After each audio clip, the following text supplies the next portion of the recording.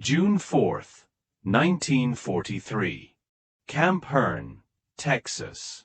Uniffizier Wilhelm Hoffman's hand trembled as he stared at the meal in front of him, something he never thought possible. There was beef stew with actual chunks of meat, bigger than his entire weekly ration back in the Afrika Korps. Fresh vegetables that weren't rotting, white bread made with wheat instead of sawdust, and a glass of cold milk glowing in the Texas afternoon sun. "This can't be real," he wrote in a letter that would reach his mother in bombed-out Hamburg 6 months later. "They're showing us propaganda food. Tomorrow we'll get turnip water like everyone else." Around him, 1,850 German prisoners of war, survivors of Rommel's defeated Afrika Korps, sat in the mess hall, just as disbelieving. This mess hall had been built in only 90 days. These men had survived on 200 grams of sawdust-filled bread and watery soup made from fodder beets. Now the portions in front of them could have fed an entire Wehrmacht squad for 3 days. The clatter of forks on metal trays stopped.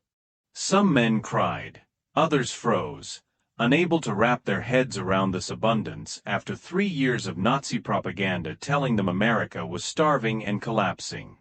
Now, what these soldiers didn't realize was that they were seeing the true agricultural and industrial power of a nation.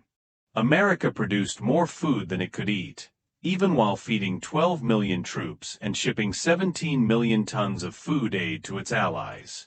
That first meal started a transformation that would shatter every belief they held about American weakness, German superiority, and the Third Reich's inevitable victory.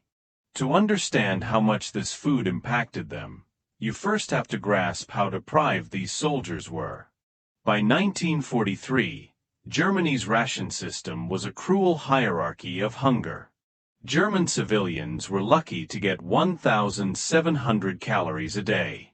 Soldiers in the field were promised 3,600, but rarely got half that. In North Africa, where most of these POWs were captured, things were desperate. Feldwebel Müller, captured with the 21st Panzer Division in Tunisia, kept a diary that his family still has. His last entry before capture, dated May 11, 1943, read, "Division meal today, 150 grams of black bread, mostly sawdust."